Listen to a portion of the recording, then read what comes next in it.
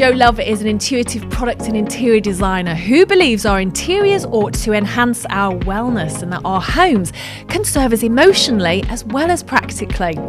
So how can well-being and clear thinking inspire a feeling of balance and harmony within our spaces? And how does Jo combine her commercial acumen with her non-conventional design techniques to make her one of the busiest designers on the circuit? Welcome, Jo. I am thrilled to meet you. Bit of a delay with the tubes. Yep. A debacle, but we've got here. And you have this very calm aura about you.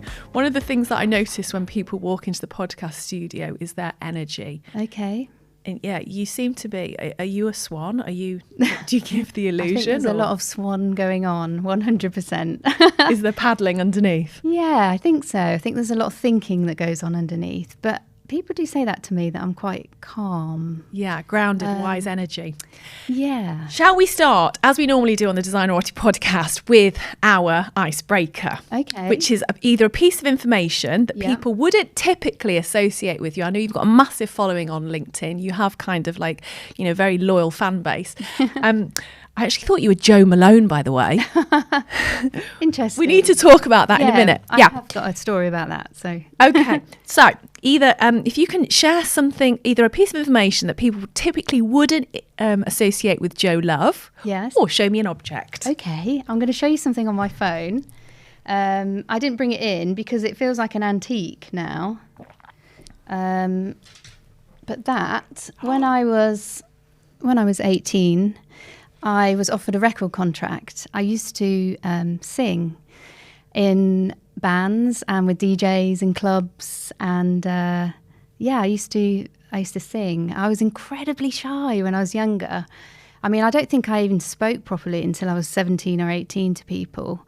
But I could get up and sing in front of people. It was most bizarre, and I found it bizarre myself, if I'm honest. Isn't that fascinating? So you feel at 17 or 18 you suddenly found your singing voice?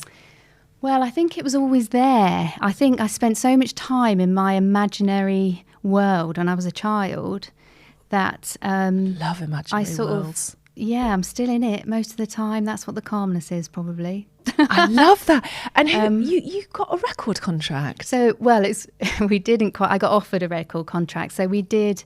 I was in this amazing band with just fantastic people.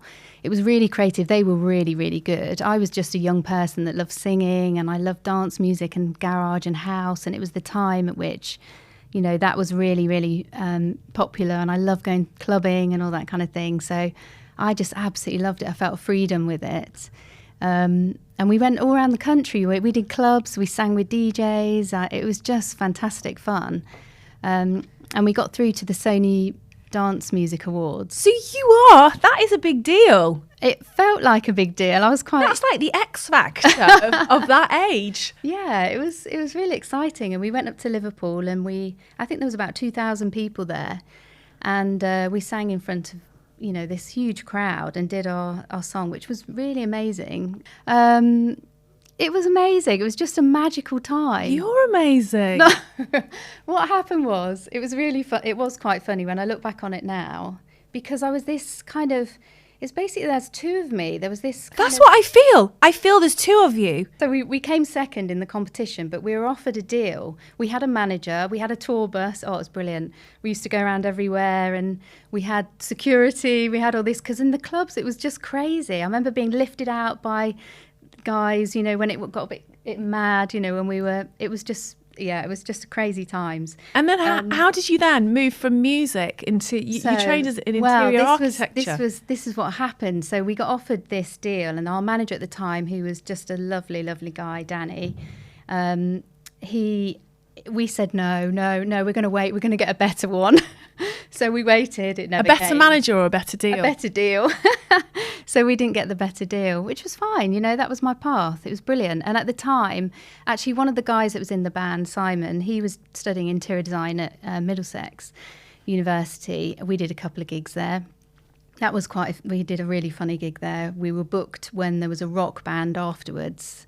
and we had to get security stepped in. We had to get bundled in the car because it caused a big riot because we were singing dance music, and it was just really funny. So you did you actually turn down a music We deal? turned down the deal because we thought we would get a better deal. To be honest, I wasn't involved in that decision, and I'm not sure. I wasn't really in the headspace. I was just around amazing people. I totally trusted them to do the right thing, really. That was absolutely the right thing to do, because then I was always quite creative. I went and studied. I did my art and design foundation, and I did sculpture. I did graphic design, painting. I love to paint. I wanted to be a painter.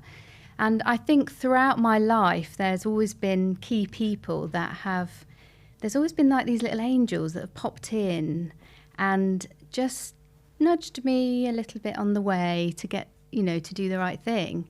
And I've just been open. I've been like a bit like a feather. And for ages, I was just, okay, that's fine then. Because I was always a bit like that. Okay, yeah, let's do that. That's great, And you've trusted in your journey. Trusted, totally trusted. So there was this amazing tutor, and, I feel terrible that I can't remember his name. And I'd done some sculptural piece. Which college was he at? I was at De Montfort University. So in Kingston? Yeah, no, at Leicester. Oh. At Leicester University. So I did my foundation there. And he said to me, Jo, you're never going to make any money as an artist. And I didn't think, I've got such a positive outcome on things. I didn't think, maybe because I'm a bit rubbish at the painting. He's given me a practical skill. He said, go and do interior design, because I remember him saying to me, and this is why teaching is so important, isn't it? Because it has been such an influence. But he said you can do sculpture, you can do art, you can do drawing, you can do all these things still without, and you can still do your fine art, but you'll earn a living from it. It'll be really good for you. You should go to Kingston University, do it. I've got some contacts there. It'll be really good for you. And it was, and that's what I did. But it was... But what's fascinating is actually your decision was on the back of a mindset that you have chosen, which is I will trust life and what it brings to me. Because many people could have got quite annoyed by him, actually. If someone would have said that to me, you're not going to make money from art, I would have said, let me show you. Yeah, and I don't know, I still don't know whether he thought that at all, because actually I felt like my art was quite good. I actually had quite a few of my paintings stolen in my degree show. There was a really nice one of flowers that I really love, must be in someone's living room somewhere. I know, it's really bizarre. I went back to get them, they'd all gone. There was quite a few of them that were gone, which was really strange. And I just thought, that's nice. Somebody appreciates them. That's great. Next, we'll do the next thing. And I've thought that throughout my career, even with designs that I've come up with. That there's that little bit of ego that comes in and says, "Oh, they've copied that, or I've done that." I don't feel like that at all now. Now I'm a grown up. I just feel that's great. Gosh, how flattering. That's amazing. I feel really flattered. Where do you think you've got this positive mindset from? I don't know. I think from a very young age, I've always felt quite different. I think my earliest, I remember being sort of 3 or 4 from, I say different in the fact that I thought I was, when I was really, really young, I used to suffer from high temperatures, and I think there was a level at which I was maybe not hallucinating. And I've since read about some of the experiences I had where scale plays around in your mind. And I read recently that Alice in Wonderland, the guy that wrote that, had the similar kind of thing. There's a name for it, where your perception of scale and everything is adjusted. And I thought it was interesting with Alice in Wonderland. That comes up a lot in my life, in discussions and things like that, where you're playing with scale and things like that. So I remember that being really early. I also remember seeing things, and I know that sounds really bizarre, but shapes and moving images and things like that, I often put it down to me, having this temperature thing that was controlled until it's a thing where your temperature's controlled until you're 5, and then that bit in your body develops, and then you don't have, I used to have fits when I was younger. It's quite common, I think. And I remember I do remember, my mum will be really upset at this because she doesn't know this, but I remember hiding in the cupboard downstairs because I could see things. But I think differently what that is now. And as I got older, I still saw things. As I was growing up, 8, 9, 10, I could still see shapes and movement. And it was a certain mindset that I was in when I could see that. So I always felt that that was my little secret. That was my thing. And I didn't feel that it was something that was a good thing to necessarily share. I didn't feel it was bad. It felt quite, it felt comfortable, but I couldn't explain what it was. I knew it was something that wasn't maybe that people talk about. So I would say energy. It was energy that I was seeing. 100% it was energy. It was maybe some kind of, we don't know, do we? It's not measured. But I can go into some of this later about what I do now and how I integrate that. But yeah, it was an interesting thing. So I always felt like, and I spent a lot of time in my creative brain, my 3-dimensional brain, I call it, which I think really helped me with design, because I can get in that energy zone and in that framework very quickly to see things. I think what's happened from being a child and having this kind of intuitive thing, I remember studying people, looking at shapes and looking at colours around people. I could never quite understand it. Can you see colours around people? I can when I choose to, yes. Yeah. You've got a massive stripy wall behind you, so that's quite interesting, and a lot of yellow. But I do all that. And I realise now that this was all part of what is happening now. I feel like I'm getting there with why all of this. It felt like this two parts of me is starting to blend, and it's all making sense. Isn't that fascinating? Now, for some people listening to this, they might listen to us talking about angels and energy and think, oh my gosh, what have they been drinking in their coffee this morning? For me, this is completely my vibe. I'm a massive fan of energy and trusting your instinct and trusting the process of life. What I'm fascinated about is your journey then. So from songstress, is that a word? I've just made that up. I don't know. Songstress to interiors and architecture. So, I mean, this is quite interesting, and it's interesting we're having this conversation now, because probably even 2 or 3 years ago, I probably could not join the dots, but it's all making sense for me. There's a lot of things that are starting to come together. Tell me, what's making sense? So I think when I was 8 or 9, I remember it. I remember standing in the garden, and I remember thinking about being fiercely independent, and that actually us as, this sounds quite deep, us as beings need to be functioning on our own. And that doesn't come from any trauma necessarily or anything. I think that is just me spending a lot of time daydreaming in the garden. I was like, flowers, animals. It was just like in this amazing magical world I lived in, which I still live in now. I've tried to capture that all the way through. It's been misread a lot, that you're kind of daydreamy. But actually, I've just been working on it. It's important for my work. Own it like a boss girl. So at 8 years old, you had a realisation about this independence. And that actually we're kind of responsible for ourselves. I felt like I'm going to set some intentions for myself. Not those words, but I felt like I want to be around lots of animals. I want to have my own place. I want to make decisions myself. And that was nothing to do with relationships I had around me necessarily. It might have been, I don't know. It was just something that I felt was a really lovely ambition to do, and it felt quite powerful. So I always had this in the back of my mind that I want to do something that gave me my independence so I can make decisions. And it was slightly fueled by me wanting to make loads of money for the RSPCA, because I wanted to save all the animals. It was always a bit of a joke in my family. I'd be rescuing everything and writing letters to Parliament saying that you must be kind to animals from a young age and that kind of thing, which I think a lot of children have. It's quite common with children, isn't it? You have that empathy. And I think the real world kind of takes that out of you as you get older. So, all this is going on, this singing, the poetry, and I was writing from a very young age. I'd write songs. I remember at primary school, I wrote a song for the school play and played it. I can't play now. I don't know what I was doing. I kind of made up chords myself and things. But, I'd always be singing and making up words. I love the idea about words. And I think how that's kind of transposed to my career is that I often start with words on a project. I wouldn't say I'm hugely... I didn't have a really my education was, state school. It was really good. I'm not great with words, but I research things, and I know the words, I make words up, and I like to work with sort of poetry, really, is the way to do it. Okay, so for example, let's talk about your design process. Yeah. If you were to come in this room, Yeah. okay, this is currently set up as a podcast studio. Yeah. I want to understand more about your process. Okay. Okay. My brief would be to make this into a mezzanine flat. Okay.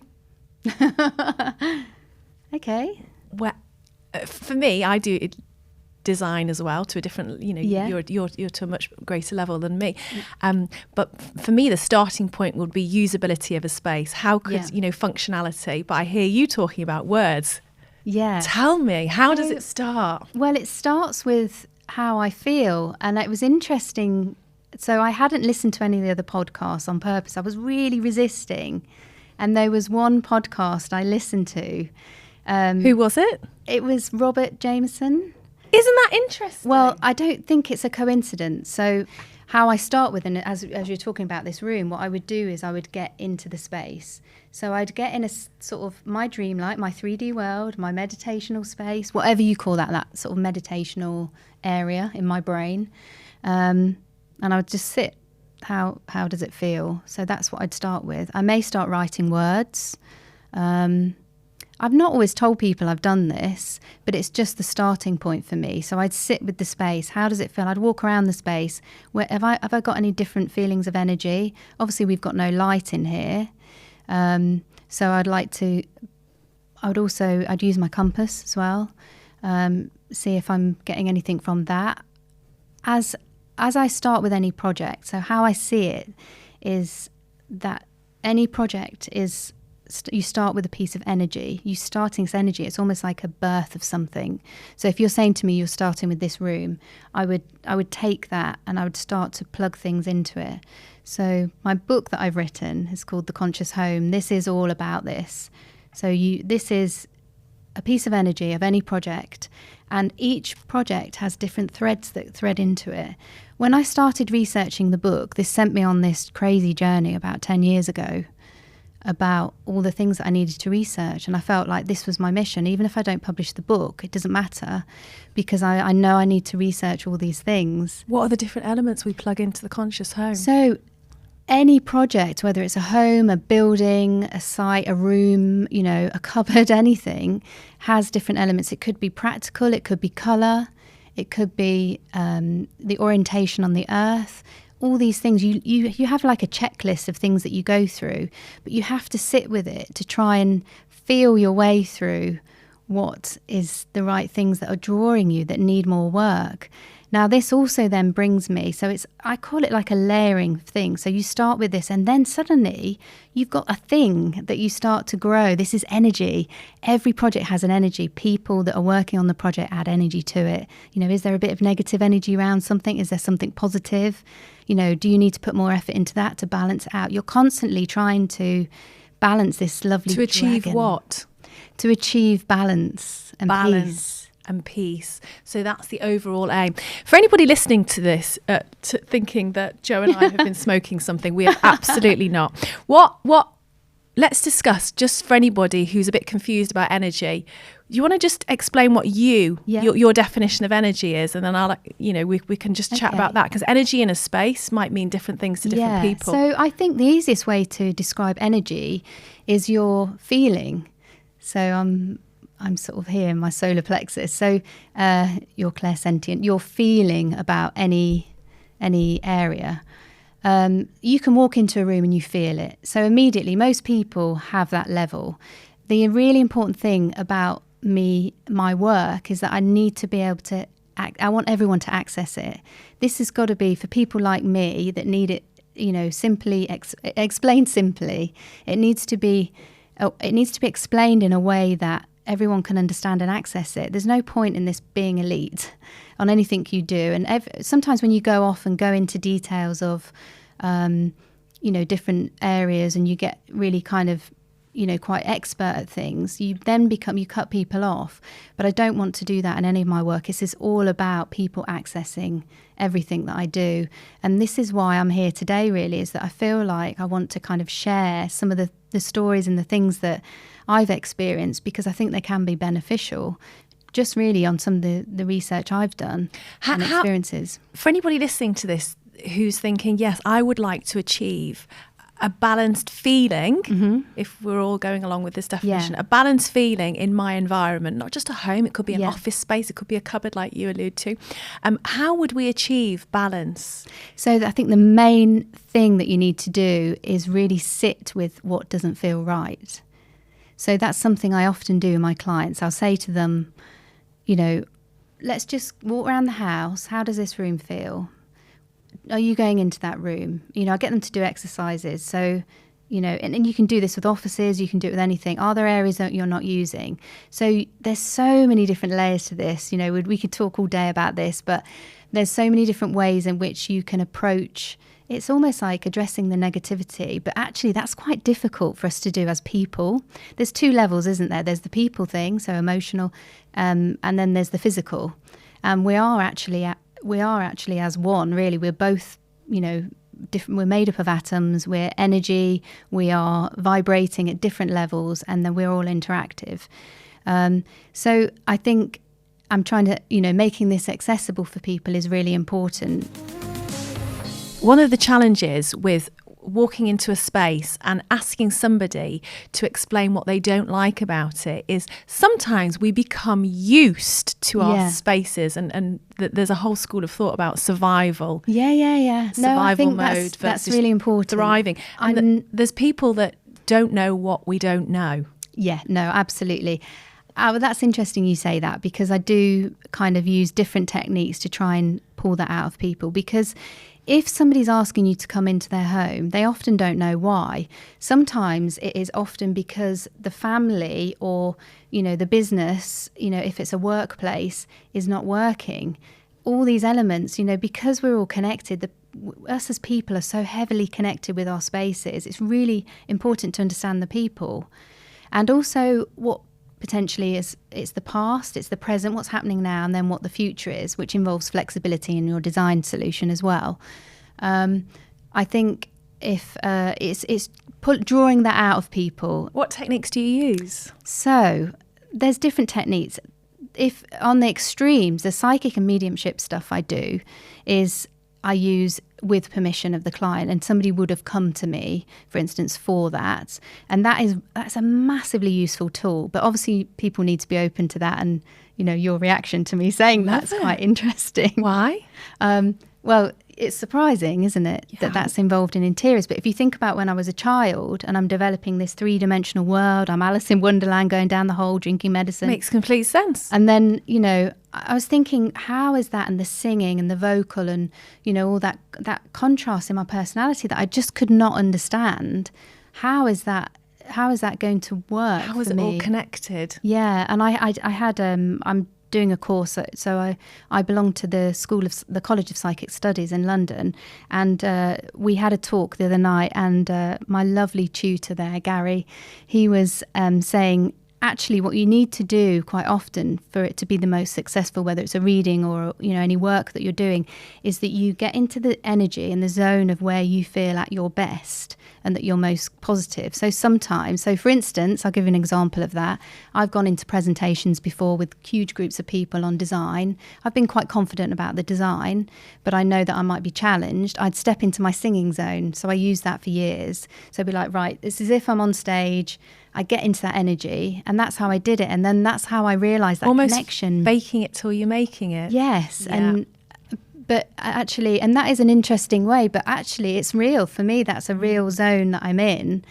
But I think, gosh, what else could you do with that, different energy levels? Then I can get in a different energy for something else. Lovely. But really use it as a positive thing. So tell me about these psychics that you're bringing into a home to assess the energy, so the quality of the energy. Okay, well, I'll give you an example. So I love the way I'd say the universe or the spiritual, whatever it is, the word sort of spirituality is so used around at the moment, and I think it's really good we're expanding our horizons on how we do things. It's not measurable, is it? Energy is not measurable. Order is not measurable. All these things, you can't measure it. So I get that. I get that people can't understand it, but we couldn't understand using a mobile phone 100 years ago. I think it's just... But also, measuring something, is a very Western way Yes. of validating something. Yeah. And there are many people that actually are very comfortable in the unknown. Yeah. So, I think the more people I talk to about it, because I didn't tell people that I worked in this way. It was only a few years ago on LinkedIn I mentioned a few things. There was a few tentative likes, and then I got a few text messages from people. There was a lady that posted on LinkedIn about this house, this beautiful house that wouldn't sell. She's got loads of followers, and I saw straight away in the house there was an issue with the energy and something going on. The design was beautiful. It was in a beautiful building. I think it was in Kensington or somewhere gorgeous. And there was nothing wrong with the design. It wasn't that. There was a couple of things with the materials and things like that, but it needed recognition for the past is the only way I can describe it. So I texted the lady and I said, sorry, I know you don't know me. This is going to sound a bit weird, but it's nothing to do with the design. Because it was the reason why your house won't sell, you said, is because it's nothing to do with the design. Yeah. And how did she respond? She said, that's interesting you say that, because I've had about 6 or 7 people out of the 600 people that have commented, I've had 6 or 7 people say the same thing. So what was your solution for her? Well, it was interesting because with a really good friend of mine, Julia, we sat down and we did a little bit of work on the property. How did you tell me about the work? People want to know, what is the work? Come on, Jo, spill. What is well, the in work? that particular instance, I think Julia was leading that for me, but we kind of went into the zone of the house. You feel like you can get into the house. It's just a visualization. You go into the house and you feel it. What does it feel like? And we both felt that there was a really strong female presence in there. Julia felt like there was a lady at the window waiting for somebody. I think it was an old naval college, which we found out after. And we just acknowledged her. We felt peaceful. I saw a little boy. It was just like a little meditation, a visual. It's a bit like dreaming, basically. And we just went, oh, that's really lovely. And I said, I'll contact the lady. It would be quite nice to do this kind of work. We were saying, oh, wouldn't it be fun to do this kind of thing a bit more often? And it just felt a bit more peaceful. I felt like we'd acknowledged that there. I mean, this is seriously far-fetched for people to understand. I'm going to lose followers. It doesn't matter. But this is the truth of what happened. And then I contacted her and she went, oh, don't worry, it's sold. You don't need to come in, because I said I can come down if you want, because I can clear it for you. It just needs some peace. The energy needs clearing. And she goes, it's sold. I think there was a few complications later on because it might not have been finished, but she said it sold pretty soon after. After you'd done that meditation? It may have been a coincidence. My brother would say there is no scientific evidence. There's no scientific evidence. I do not believe in coincidences. I've got lots of stories. I believe in actually that. So that was you cleared some energy and you helped push that sale through. I think sometimes it's acknowledgement. So I'll give you an example. Sorry. An example of how we achieve good balance and positive energy in a space. Yeah. So this was and this was all meant to be as well. So I offered my time to an auction to provide the Christmas lights, and one of many people in our village, in the village where my business was. A lady bid for me. There's a couple of people bidding for me for a design consultation. And the lady that bid for me is a business owner, and she's really, stylish. She knows her design.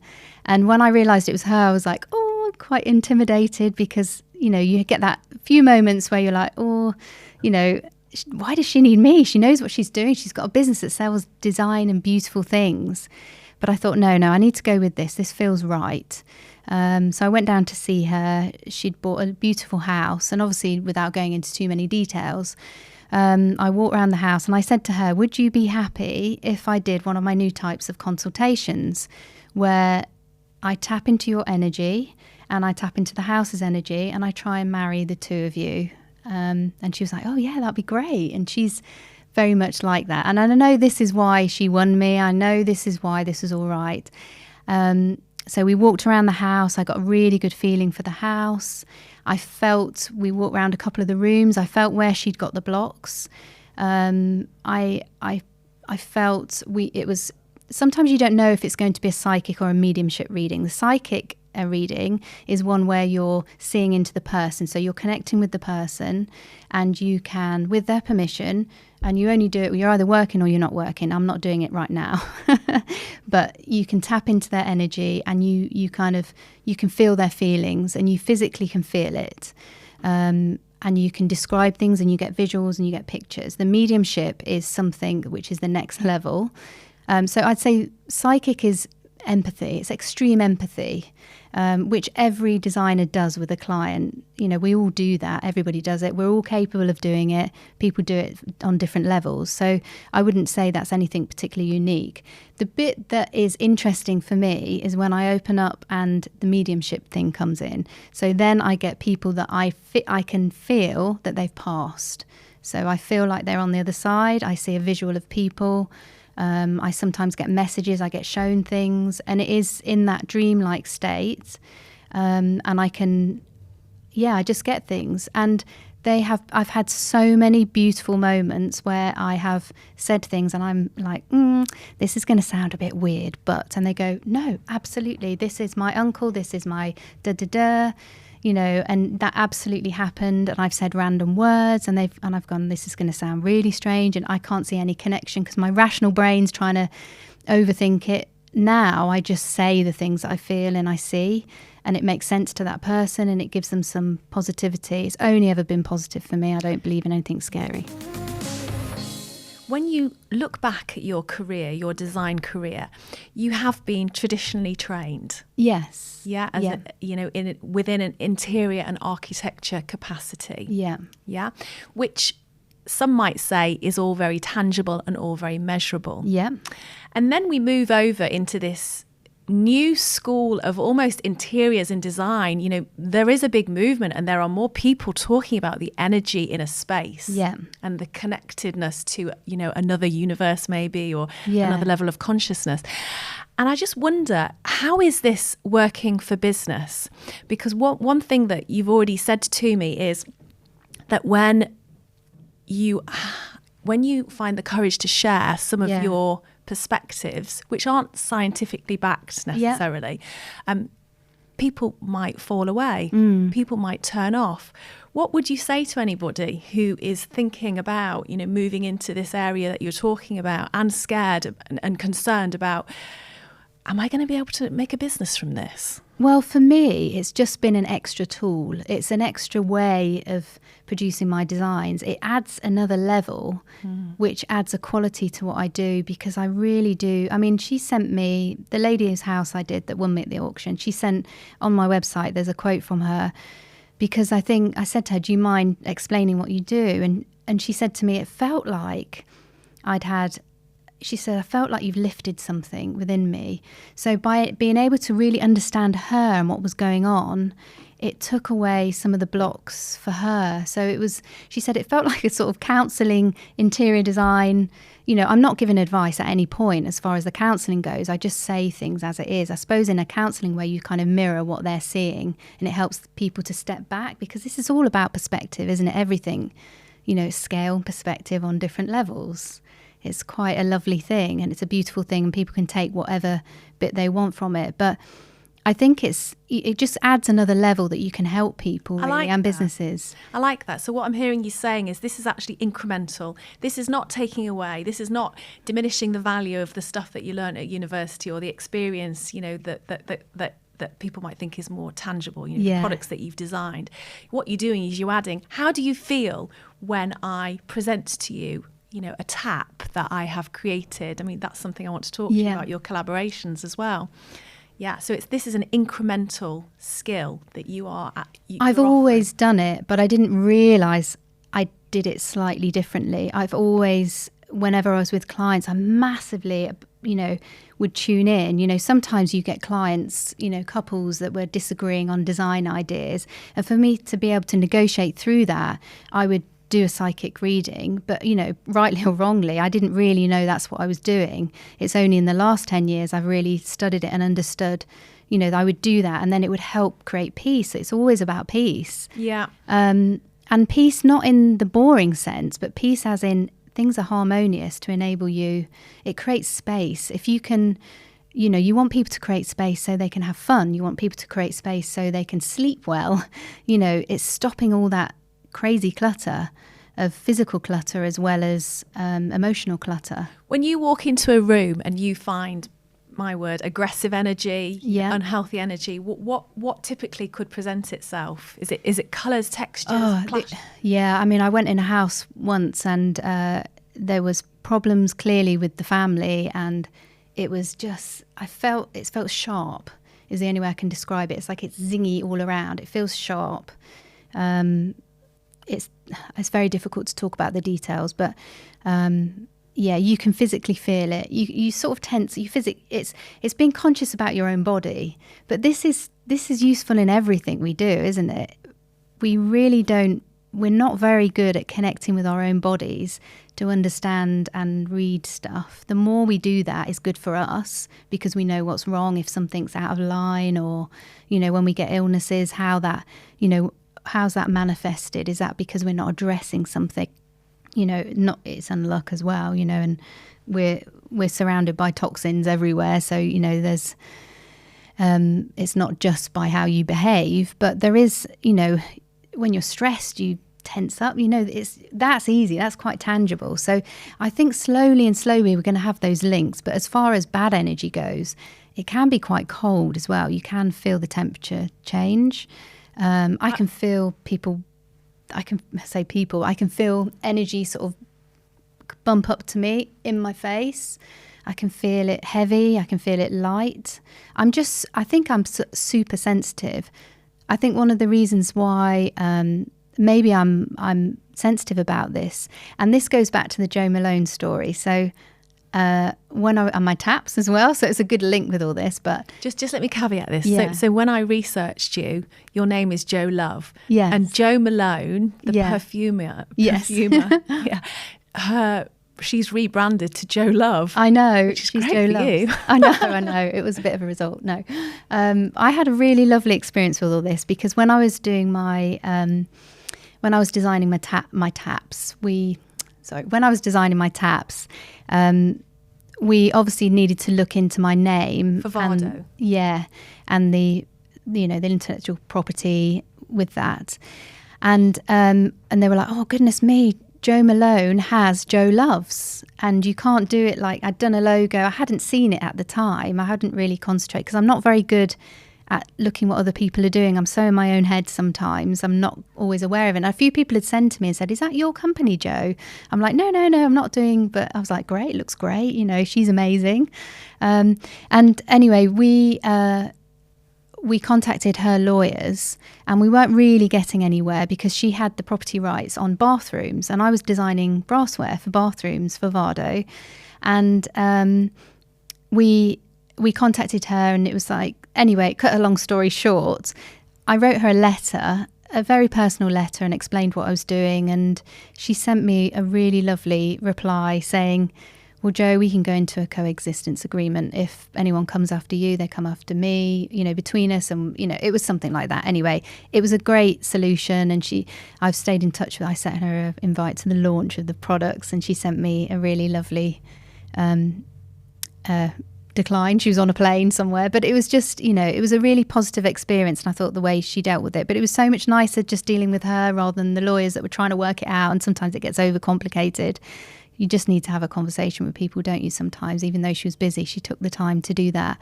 So as long as I never do, the perfumes and things like she does. But when I was researching her, it was really interesting. We had a few things in common. So our love of horses, I saw photos of her with her horses. And she also designs her sense. She's got synesthesia, which is what I have. So it's a merging of the senses. Now, I didn't know, this is another thing. As a child, I didn't know that I had that as, you know, a thing. I didn't even know it was a thing. But with me, and it's different for different people. I think a lot of musicians have said that they have that now. So for me, it's days and colours of the week and time is all merged. So how I see it is very different to other people. So as a simple way to explain, like days, like Wednesday's green, you know, and Monday's red, and, you know, things have a visual attached to it. And time is not time in a structure, it's shapes. It's very difficult. So that's my excuse when I'm late. There's actually a medical diagnosis. Yes. Called synesthesia. Synesthesia. It's a merging of the senses. So it's probably a little bit of a brain default somewhere, maybe with all those. Or maybe your brain's perfect. Who knows? And maybe just we're all different. Yeah, but she designs her sense with that. So she gets a feeling. I think it's, and hopefully I've got this correct, but I read that she designs the smells based on amazing memories, and she gets a smell from the memory, which is a really common one. There's lots of different ways, and people do it with music as well. But I was coming back from Switzerland in the car with a load of friends. We're in the car, and I was talking about, oh yeah, and this day is this colour, and everyone was like, I was like, you don't see it like that, do you? And then one of the guys in the car said, my dad has that. It's called synesthesia. And I was like, that, ooh. And there was nothing on it. There's a few more books on it now. I think Kanye West says he's got it as well. Well, you're amongst great company. One question I've got is, do you chase money? Do I chase money? I think I know the answer to this. So I would say with money, I see it as time. That was quite something I learned. So I would say when I first started out in business, which was 22 years ago, I was terrible because I'd do everything for free because I just enjoyed it so much. I couldn't believe people were paying me. I've always managed to make a good living, but then something happened, and I think a friend of mine who I was doing some work with, she said to me, you've got to look at money as time, because we know we've got a limited time here. And, you know, if you're thinking it as time and then you link time with energy as well, all those things. So I always ask for clients now for, you know, this is my time, and there's a number attached to it. So that was quite a game changer, really. So that's quite a good way to, and I often say to people, you know, that's a good way to look at it, because people value your time. If they don't want to pay it, they don't value my time. That's fine. I'm cool with that, you know. Because what I see when I hear your story and when I've done my research is that you are somebody that obviously has a very credible education and career trajectory with lots of high profile experience, but along the way you've also trusted your instinct, and with your instinct that has led you to working on passion projects. Am I right in saying that you wouldn't necessarily take on a project if you didn't enjoy it? I think there's two ways of looking at those projects. I think sometimes if you can add value and you can make a difference, even though you might not enjoy it. The problem is with me, I can see probably the positive in most situations, to be honest. So, and I say that as a problem because that can cause a problem because you take everything on. Because you can see, oh, I can do that with it, or I can do that with it. You see the silver lining and everything. Okay. How do you go from very solid career, solid education, and then this realization that you're enjoying and now able to add real value with this energy work, to designing taps? So I think on every project, if you haven't got the product, if you can't find the product out there, I design it. And what was different about is it Omnica? Yeah, Omnica. So with Omnica, I kept drawing it when I'm drawing the designs for the bathrooms. I kept drawing it, and I do a lot of work with Vardo. I specify their products quite a bit because I love the people, and you know, the quality's good, it's everything there. And it was almost like the greatest hits of all the Vardo bits that I like. It had the shape of their logo, everything. It just felt like their product. So I approached them and said, would you like to do a collaboration? You approached them? Yeah. And that is feisty. It would be great to do that. And what was the response? They said, yeah, let's do it. Isn't that interesting? So you approached Jo Malone, who most people would not, you know, go near with a barge pole because she's considered like A-list royalty. Yeah, she is. And you approached this big bathroom brand. Hello, I'm Jo Love. I'd like to work with you. Well, I did approach another big bathroom brand as well. And actually, I've seen my before them, but that tap that I was drawing wasn't for them. The tap I drew before for the other big bathroom brand, I have actually seen been launched since, and I'm just flattered. which is something we discussed. Like, that's good. It's all good. And I had done some stuff for another brand. I think you just, if the product's missing, it's up to us to do it, isn't it? We're all. What was missing in the bathroom? It was just the shape of it. I needed that shape to work with certain bathroom designs I was doing. The name Omika, I kind of made it up, really. It's a bit like my poetry, really. So obviously, is universal. And Ika was the pattern. So it's a good example of how I love using words and making them three-dimensional. So Omika, because the pattern on the taps, they're very small, and you've got a little... It's beautiful. So you can turn... And it's quite feminine, isn't it? It felt like a feminine. And it's perfect positioning as well, because that's the place that you're actually touching and wanting to have a textural experience. And at the time I was doing my crystal research. I was totally in the crystal zone. So it's like a little bit of a crystal. It's like water's crystal, and the pattern is based on that. So the pattern of the taps is... And when you're presenting your methodology to your client, are they looking at you as if you are smoking some wacky-backy? Or I think most of my clients know there's a level of strangeness probably about me. But to be honest, for years, I never told people. I just present it. I'd always...